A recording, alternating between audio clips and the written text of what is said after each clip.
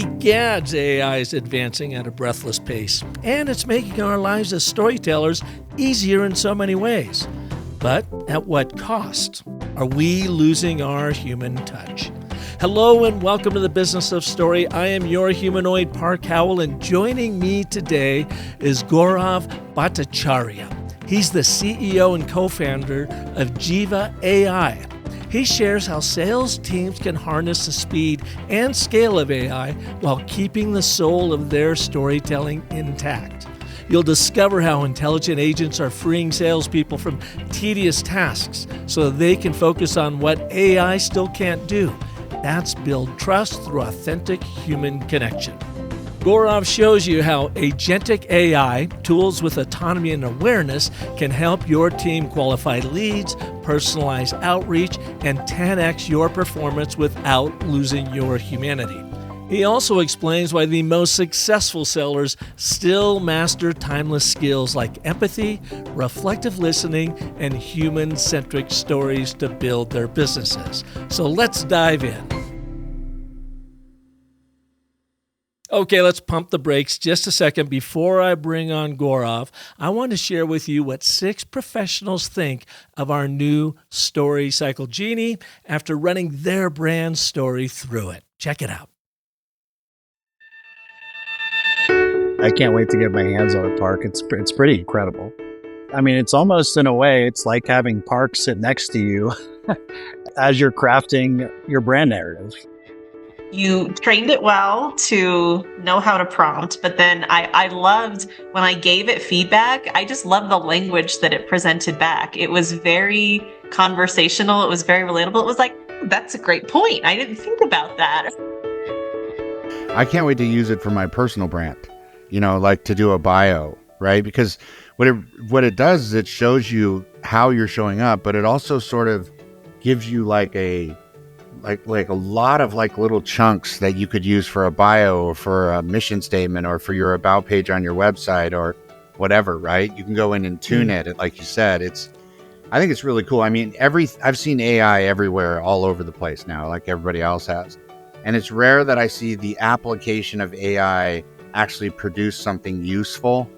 A lot of times it's like, oh, that's really cool. And then you don't use it, right? Mm-hmm. Your thing is useful. It's actually a useful tool. So I just can't wait till you get out of beta and I can go ham on this thing. Talk about this genie. It's remarkably good. I ran it on my current audience. I want to run it on my podcast. I want to run it on my new audience. It's genius, right? I mean, what's not to love about it? I thought it was great. So I saw both a quick output that was more than satisfactory, okay, I can work with this. And I also saw the potential for wow, damn.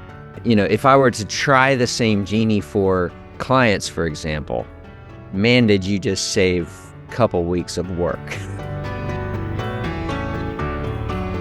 I am loving the Story Cycle Genie so far. I have been calling it the Park Bot internally. Hope you don't mind. It's helped me write 2 social media posts, an email for the folks that responded to our No BS campaign, and a 1-pager, and I've had access to it for 2 whole days. It really is like having direct access to your brain. And you should know that I read the responses in your voice. Thanks. Now you can join the soft launch of the Story Cycle Genie and get a ton of bonuses in the process. Just sign up at businessofstory.com/storycycle-genie. This exclusive launch is only available to those who register now. And when you do, you will get, number 1, free access to the ABTs of Storytelling micro-training course that has taught tens of thousands of marketing leaders how to craft clear, concise, and compelling messages using the and, but, therefore narrative framework. Now, it's a $125 course. You get it for free just for signing up. Plus, you'll get a free copy of the Narrative Gym for Business, which is the companion guide to help you create powerful ABTs down the road. And finally, you'll get brand Bewitchery, how to wield the story cycle system to craft spellbinding stories for your brand. As you probably guessed, the Story Cycle Genie is based on the proven story cycle system, which has grown brands by as much as 600% over the past 20 years. So take advantage of this exclusive offer at businessofstory.com/storycycle-genie and let your brand genius out of the bottle. Oh, and by the way, when you register, you will also get a discount on the program. businessofstory.com/storycycle-genie. Now, please welcome to the Business of Story, Gaurav Bhattacharya, co-founder and CEO of Jeeva.ai, which he calls Superhuman Agent AI for Sales. By the way, I ran Jeeva.ai through the Story Cycle Genie and provided the findings to Gaurav. Before the Genie, they didn't have a unique value proposition for Jeeva.ai. Now they do. Listen to the show and you'll hear how it plays out. Gaurav, welcome to the show. It's a pleasure. Excited to be here. Yeah, AI. Oh my God. I'm wondering, are people getting AI fatigue? Because it sure seems like I'm seeing that all over the place. It truly feels like that, Park. I feel for every legitimate AI company, there are 3 AI influencers out there. Like I wake up and there's someone trying to teach me about AI who has no idea what AI is, which is really funny. But isn't that true with any industry or anything new, any new development? The influencers pounce, the gurus jump, climb on board, and they start spewing a bunch of stuff that may or may not make sense? Yeah, I think so. Although Park with AI, it feels like everyone's on the bandwagon, right? There's so many more people jumping on this trend, which is really interesting. I don't know how the puck will land in a few years from now, but there's definitely going to be winners and losers. For instance, I have an investor. His name is Jack Altman. He's Sam's brother. Sam is the CEO of OpenAI. And Jack has this saying, which I really love, which is saying that if you want to be ultra successful in this coming decade, and it not just moderately successful, ultra successful. He says either you are in AI every day and you are as close to it as possible, or you are as far away from it as possible, right? Like there's no middle. Like either you're an electrician, you're farming or doing something, or you're in it every day, which is so interesting, right? Mm-hmm. Yeah, when I was thinking about that too, I've been in the advertising, branding, marketing world for over 4 decades now. Been doing it a long, long, long time. And I laugh because the first technology that was ever introduced into our world beyond the telephone was the fax machine. Wow. So, things have changed a lot. But what strikes me about AI is it is advancing so quickly. It is the fastest advancing trend with its capabilities that I've ever witnessed in my life. And I'm wondering with this AI fatigue, if people are just like, oh my God, it's steamrolling me. I can't stay up on it. I can do the prompts. I can kind of get some good stuff out of it. A lot of crap still comes out of it, quite honestly. What can I trust? What can I not trust? And today we're going to be talking about AI in sales and storytelling. And I loved when you sent me a note, said, man, I am ready to jam on AI that sells like a human. Yeah. And I'm not so sure that is still possible yet. Maybe it is, but here's the thing. Gaurav, I got an email last week. Okay.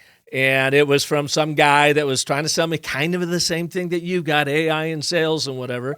And it was about it might have been a 50 to 60 word email. It was short and sweet to the point.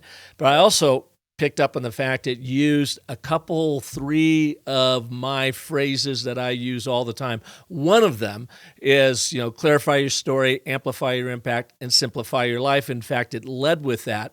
And my first take on it was, now granted, I didn't copyright that, but it's something I've said for the past 20 years, basically. Yeah. And the first thing I got from it is like, man, did this guy just lift my stuff or what? I mean, it just sounded inauthentic to me. And I sent him a note. I never responded to those ever. Never, but I said kind of a thanks, but no thanks. Yeah. And then he wrote back and he laughed. He goes, well, that was my AI. This is me, the real human being here.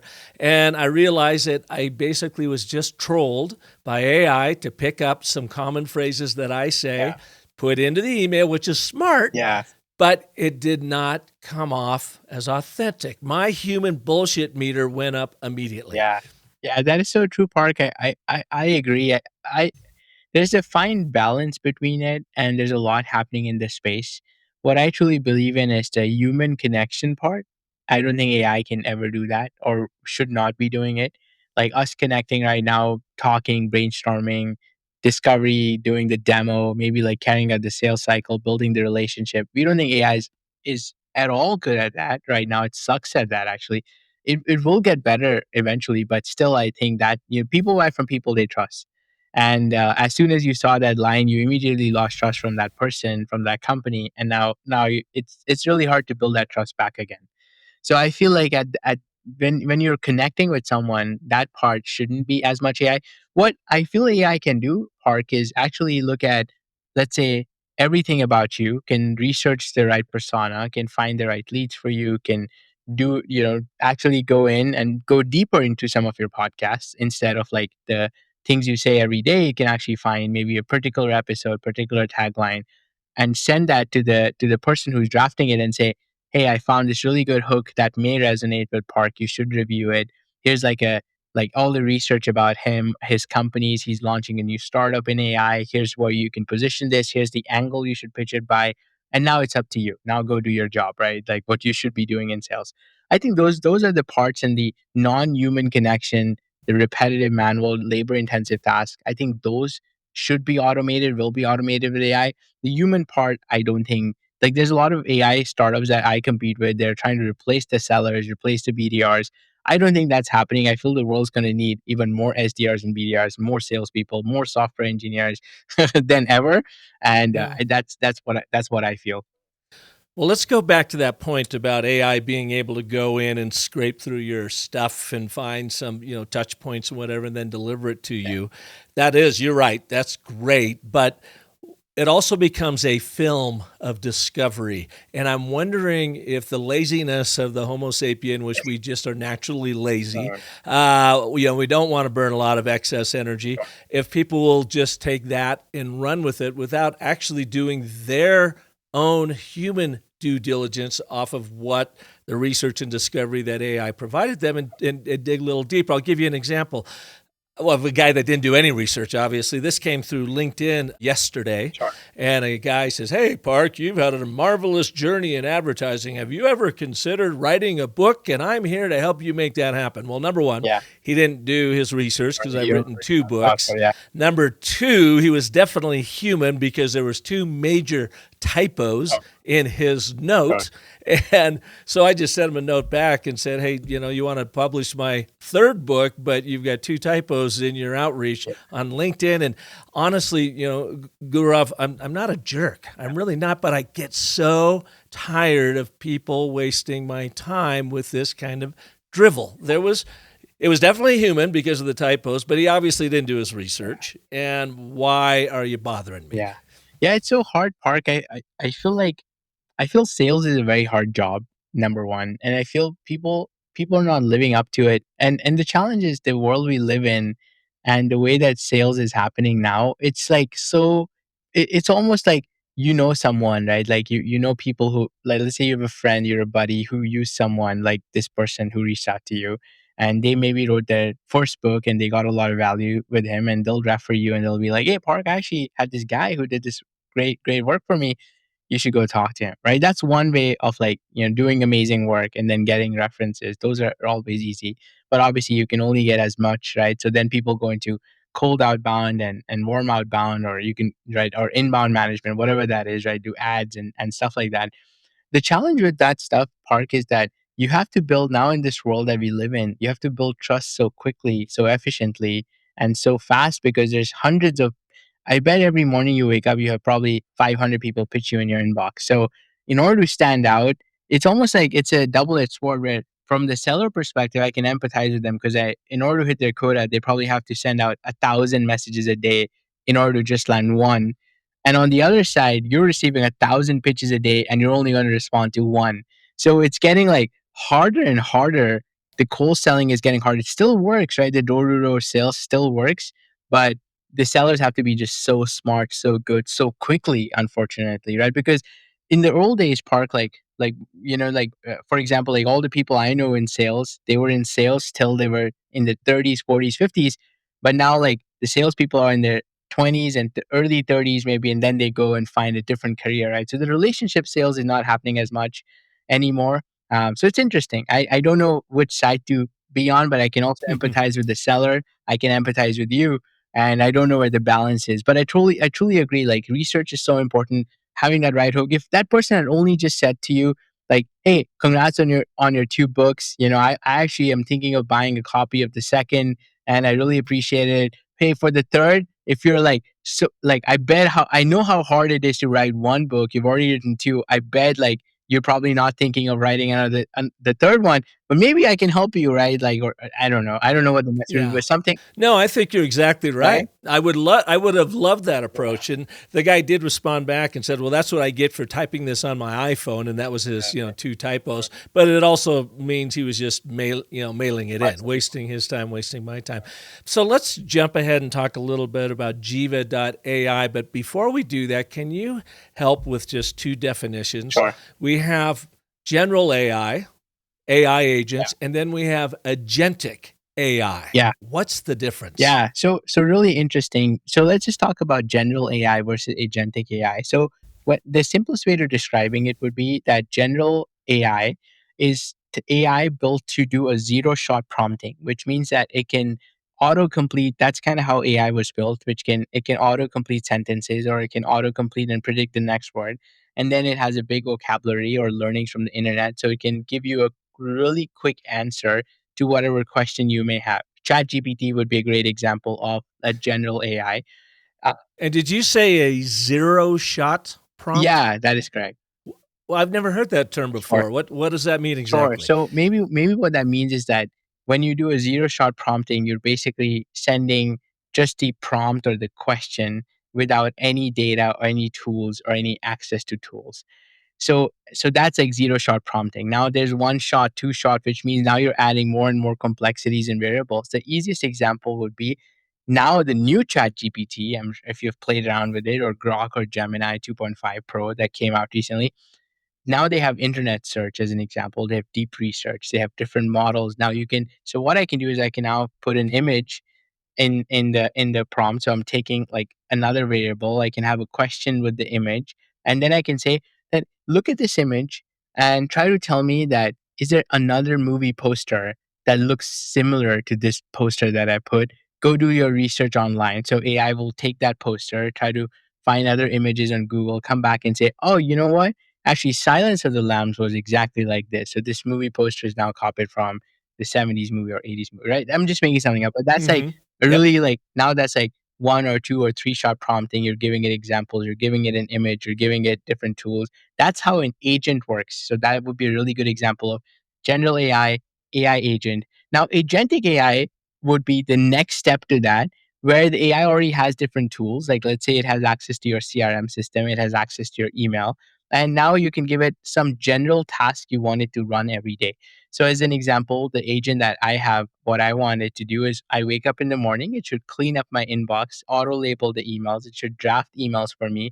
It should look at my CRM and say, like, what are the deals that are in my pipeline, which ones I haven't followed up on. And it already has some drafts written, like, hey, Park, just a quick nudge, like, hey, it's end of the quarter for me. Can you please get this deal signed? Or did you hear back from legal? I'm making something up here, but literally, like, it would have all those tasks and it would be ready for me. So it would have access to the internet, it would have access to Salesforce, it would have access to my CRM system, and it can almost run at a general cadence without you nudging anything. Obviously, there's human in the loop, which basically means, Park, I can come in, the AI can be like, I'm conflicted, I'm confused, I don't know what to do, which is a better way. Instead of just keep going, it can say, Park, let me ask you this question before I keep going. There's 2 options, pick A or B for me, and help me decide which path to go on.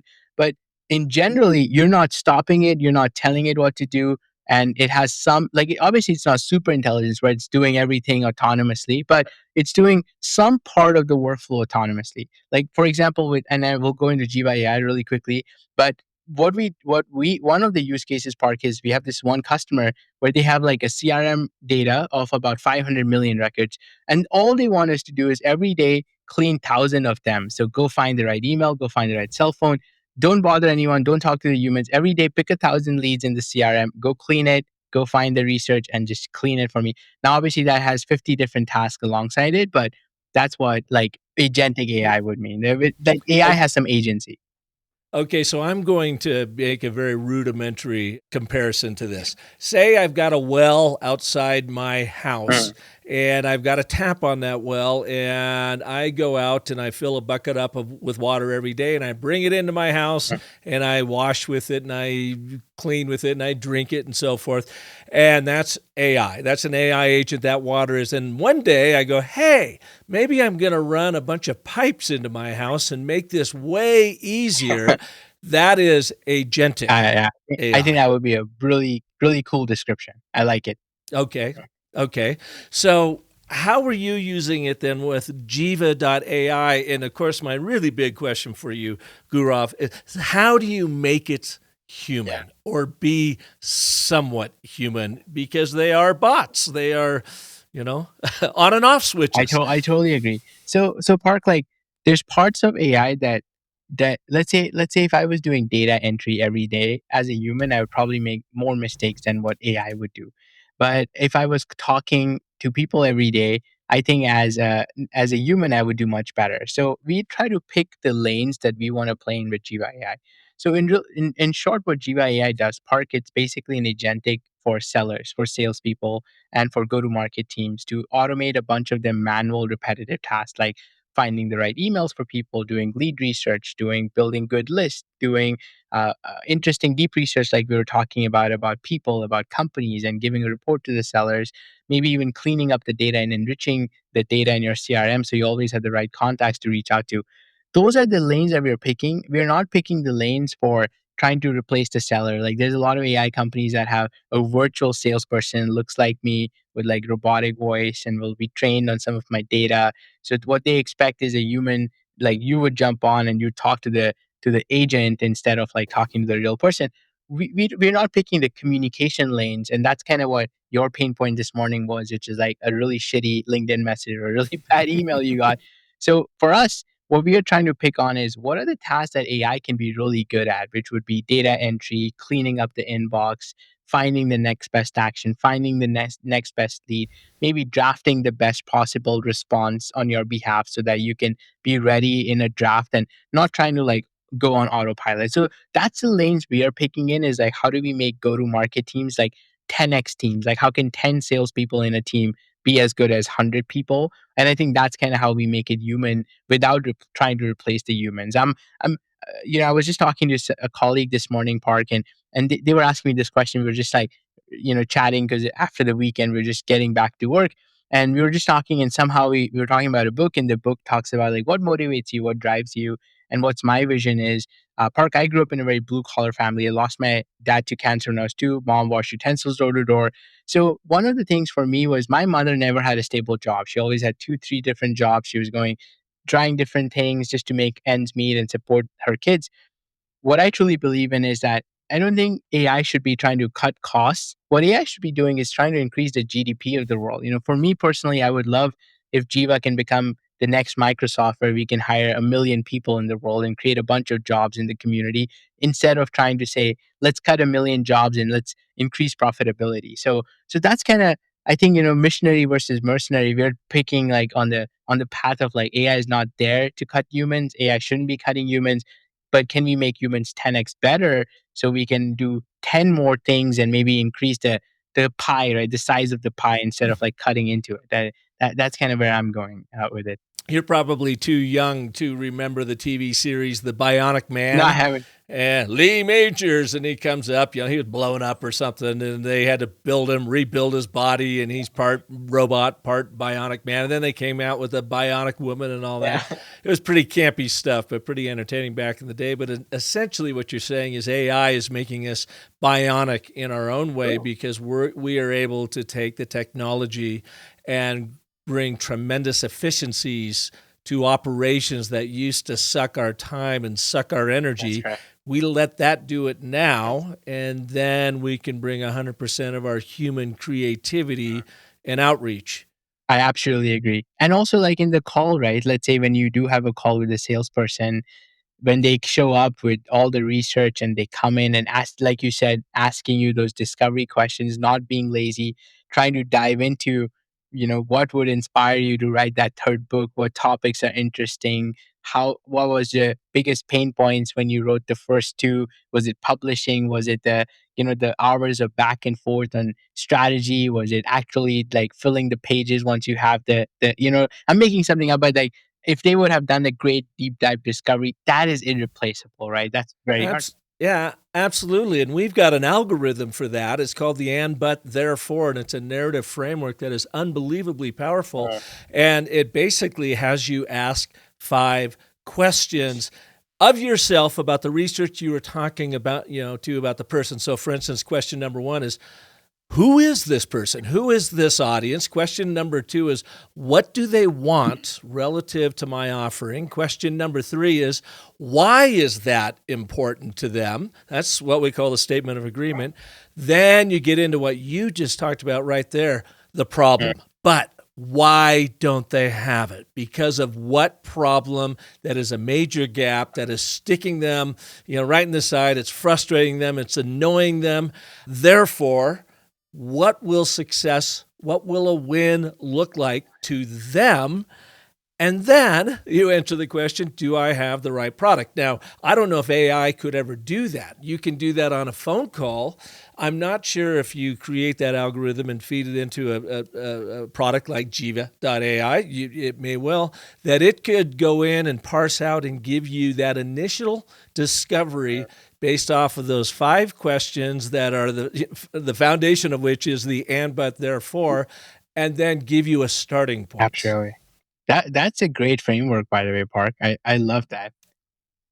Oh, thank you. It's something I learned back in 2013 from my good friend, Dr. Randy Olson, evolutionary biologist turned USC film grad, and now he talks about narrative selection and how our brains select for the and, but, therefore. In fact, he just came out with a new book, and it's like a chapter long. You can read it in about 30 to 40 minutes, called Lincoln but Trump, and how both of these leaders, which I like to say one is righteous and one is riotous, how they connect with people and move their own particular audience or have moved their own particular audiences to action using this basic framework of statement of agreement of and.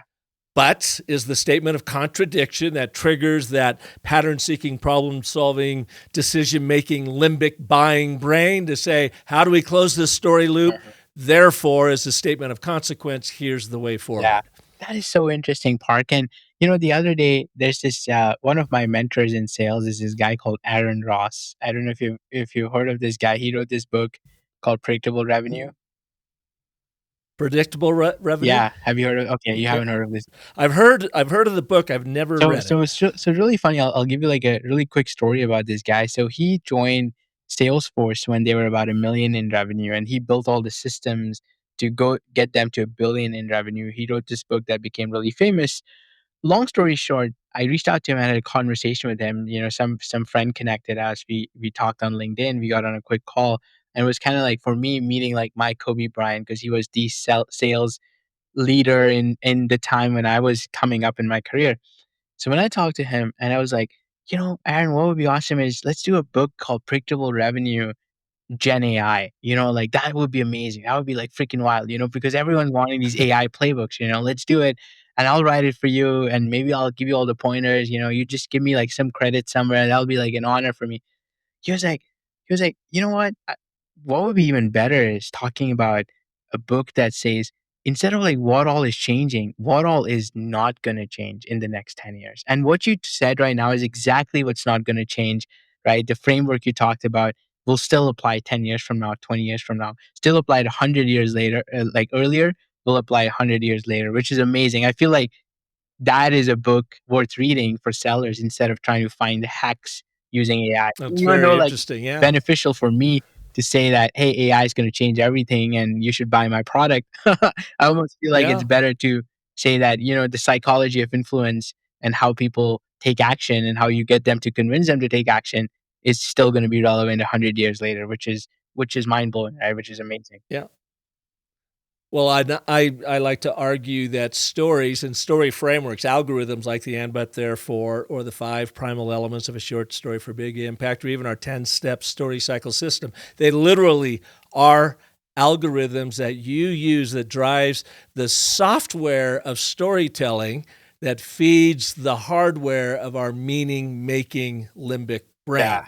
And so that to your point, that will never go away because I didn't invent any of those algorithms. They have literally been around since the beginning of time.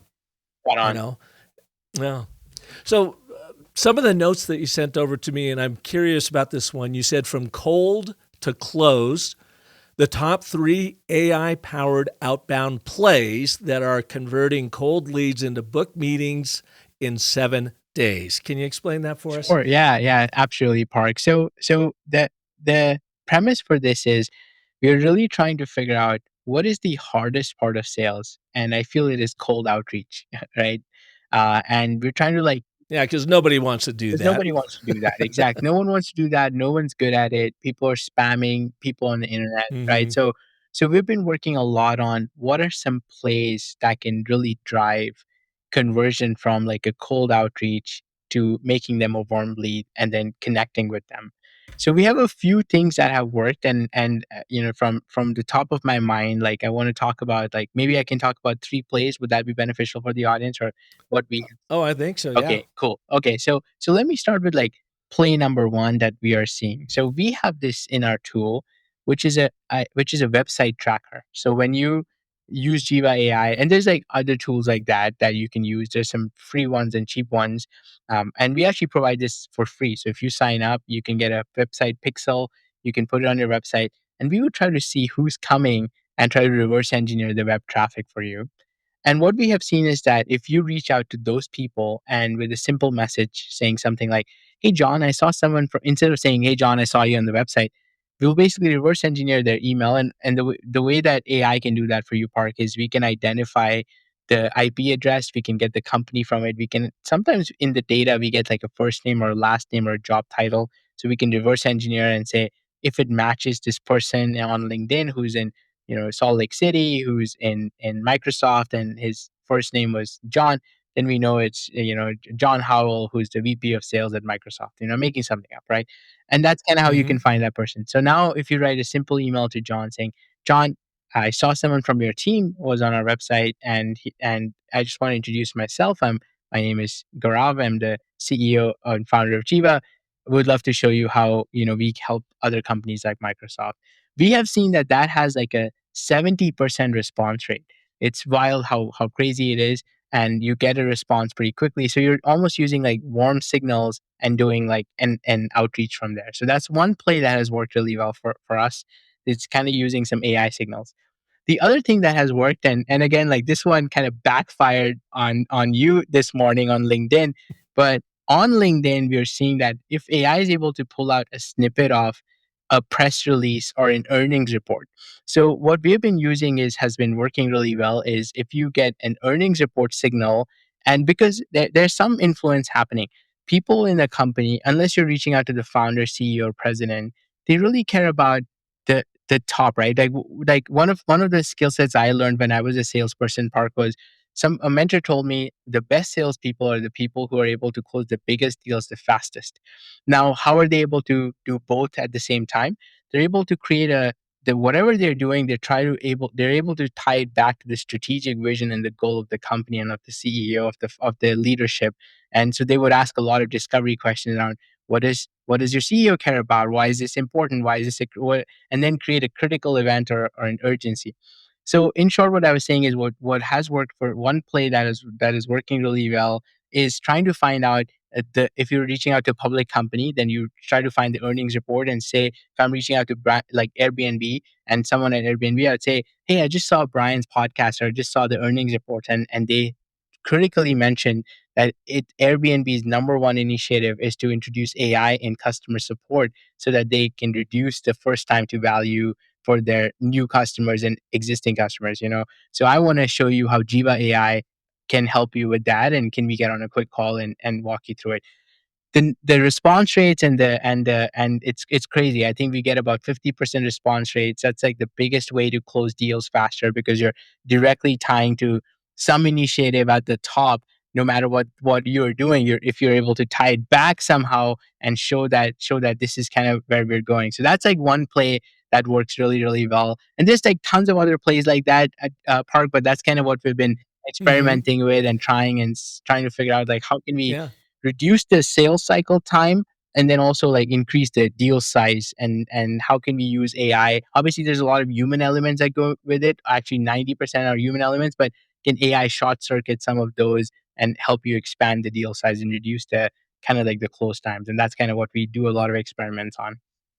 So give us a few examples, if you will, of the human element that will never change, that AI can never replace in sales. So this is like a bit like, this is a contradictory statement, Park, because I feel salespeople suck at this and they're not doing this enough. so, so this is something that used to happen. Okay, so let me tell you.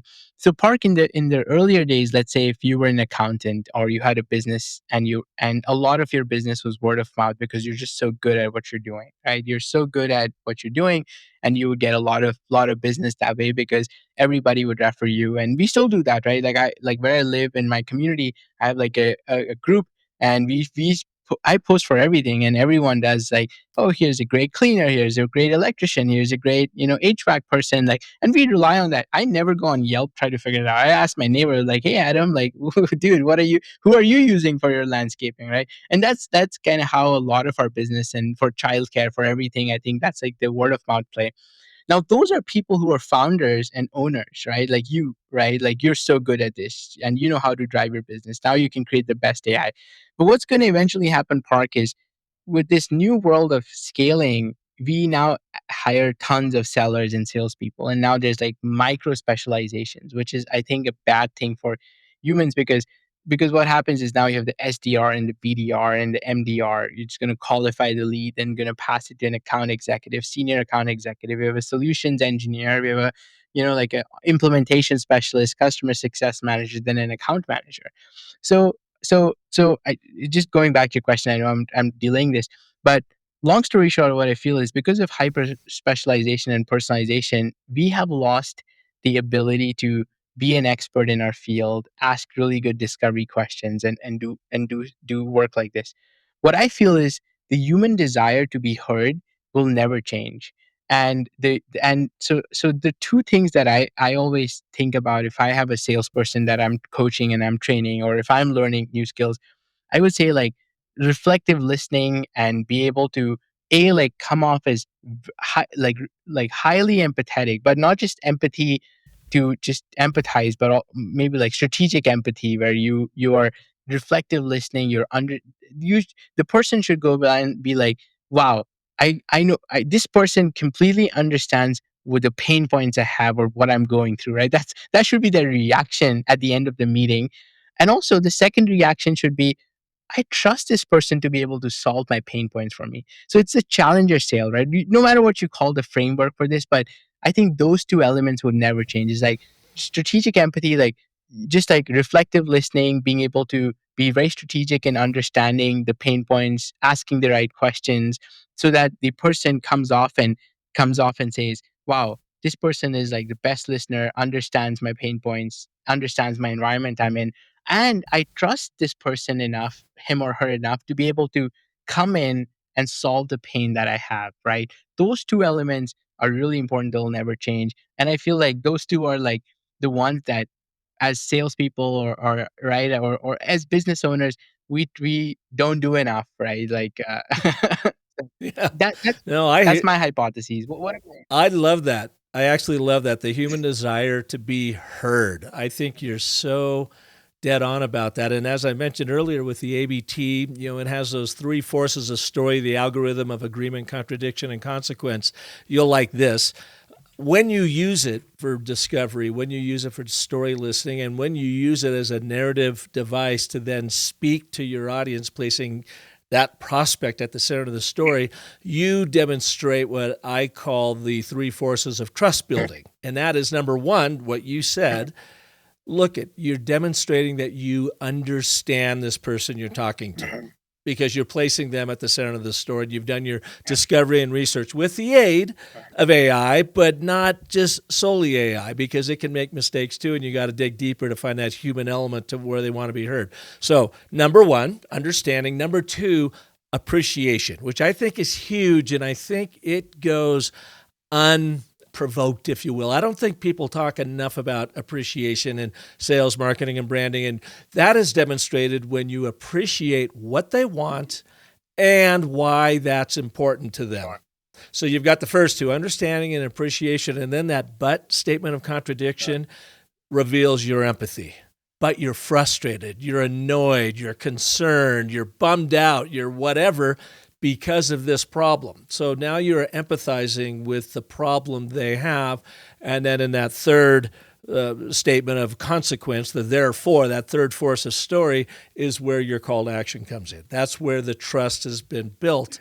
And it is an algorithm, like I say, but it's something that still takes what you talk about, that human interaction, so that you can demonstrate to your audience that they are actually being heard and not being manipulated by AI. Park, what do you think is not going to change? I'm interested to hear your opinion. Like, what's the number one thing that you feel will not ever get changed with AI, with how sales is done? Spidey sense.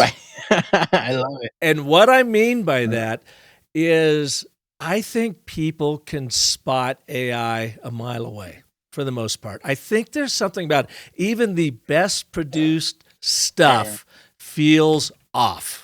There's just something about it.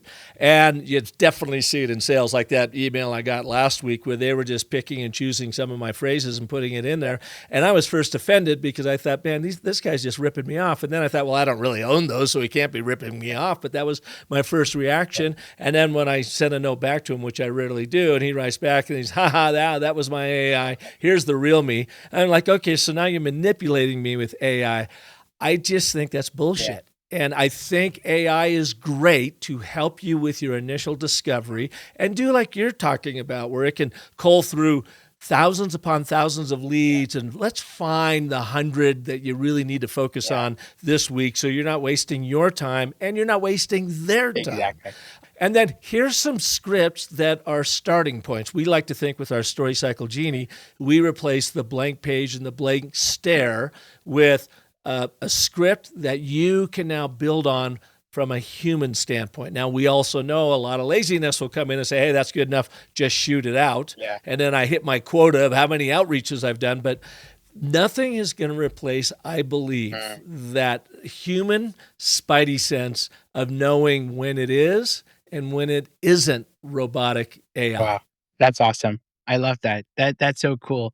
I almost feel like there's also like the same spidey sense. Also, salespeople have that, right? Good salespeople have like a spidey sense They do. of knowing which client is BSing with them and which client will buy, and they will focus on their entire energy on the person who they feel can buy, not necessarily what they're telling them, right? That's also really interesting. It's like, does your gut tell you that this is a good lead and you keep chasing that lead no matter how much work they give you, versus someone you feel like happy years, right? Sellers always get happy years. They're always like, oh yeah, this person told me they'll sign by Tuesday, right?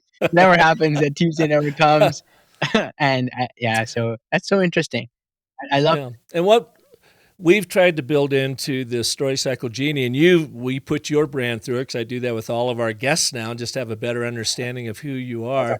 The ABT stands at a very prominent algorithm foundation of the Genie, and it is agentic in that it is just simply tapping into the force of the AI universe, and it becomes the Yoda to be able to focus it specifically on your core brand story elements. And we've had a lot of people say, wow, this gets me like 90% there. So I can spend 100% of my energy on that last 10%, which gives you, I think, a 200% return, doesn't it? If I do my math right.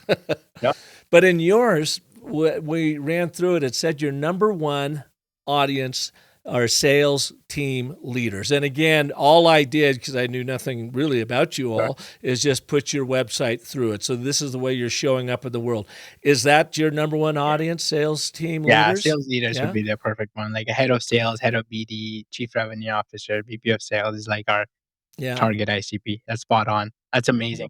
And so then it wrote an ABT for you. Now that you realize that, and it reads, and this is just a foundational statement that then you and your marketing and sales team can run with. And by the way, you know what it does also, Gaurav, is it bridges the gap between sales and marketing, because you're like, here's the core and but therefore. Yeah.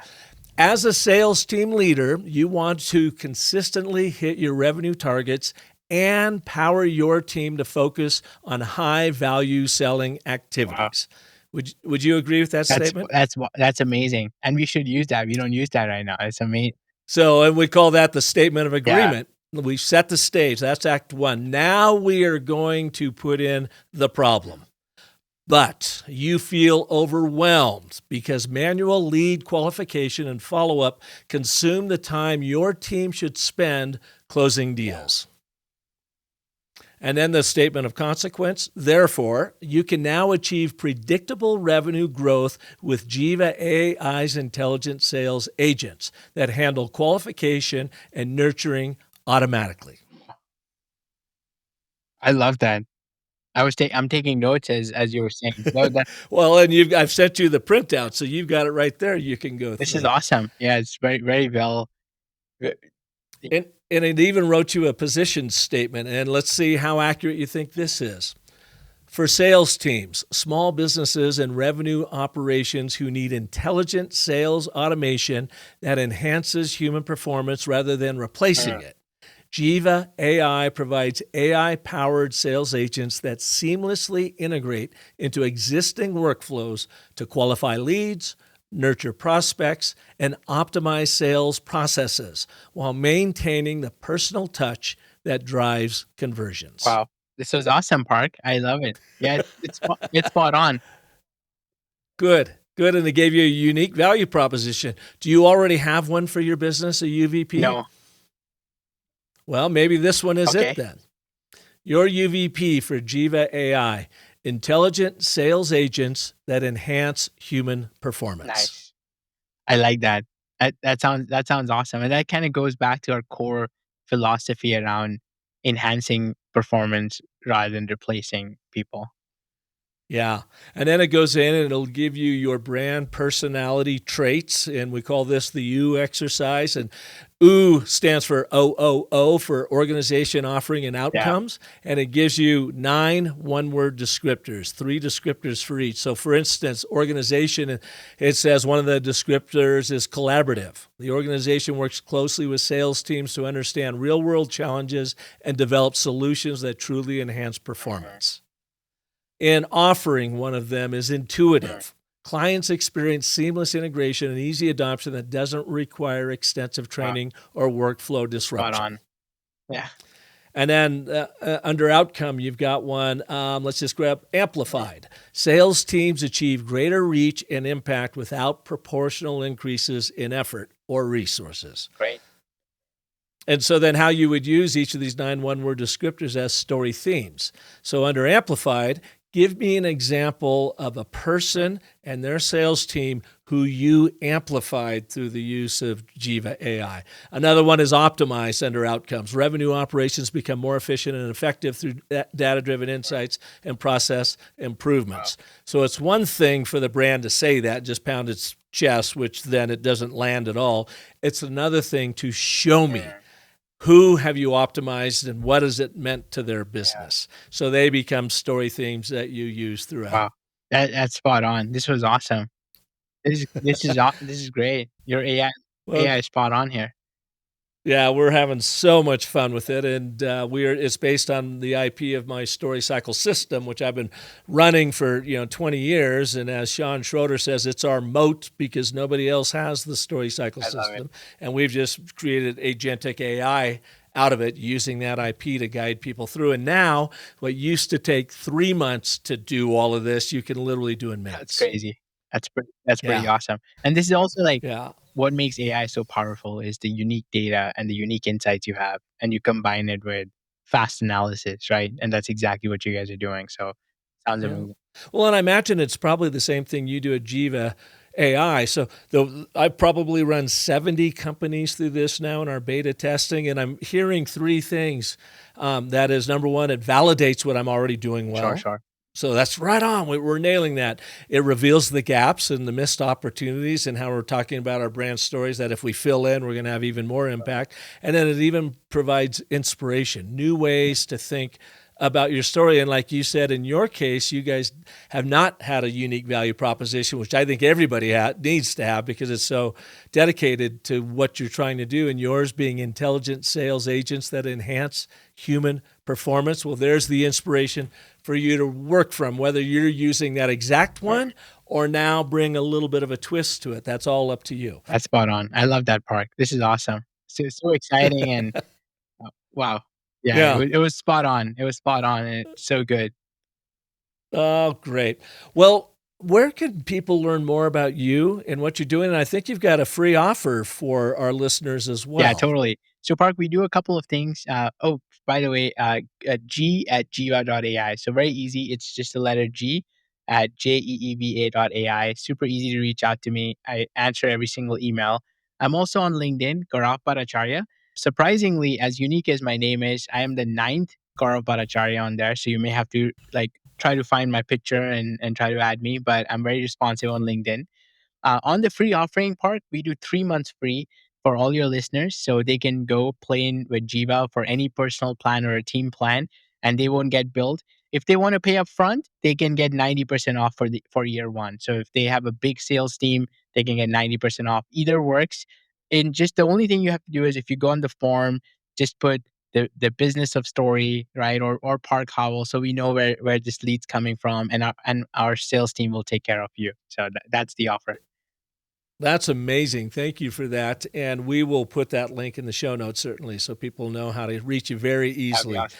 Well, Gaurav, thank you so much for being here today. Very, very interesting. And you're coming to us out of San Francisco is where your company is. So you're right in the heart of tech. That's correct. Yeah, I'm right there. I'm literally where if I go to a Starbucks, there's 9 AI companies being built right now.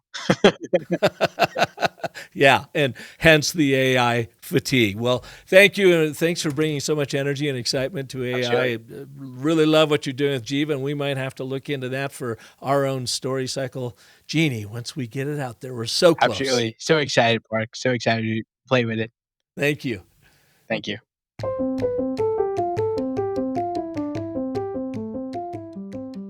Thank you for listening to this edition of the Business of Story. And boy, would I love to have you as part of the exclusive soft launch cohort for the Story Cycle Genie and really let your brand genius out of the bottle. Check it out. Sign up.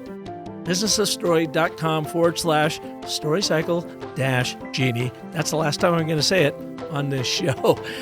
Join me next Monday when I'm going to have another amazing story artist right here for you. And until then, remember that the most potent story you'll ever tell is the story you tell yourself. So make that one epic.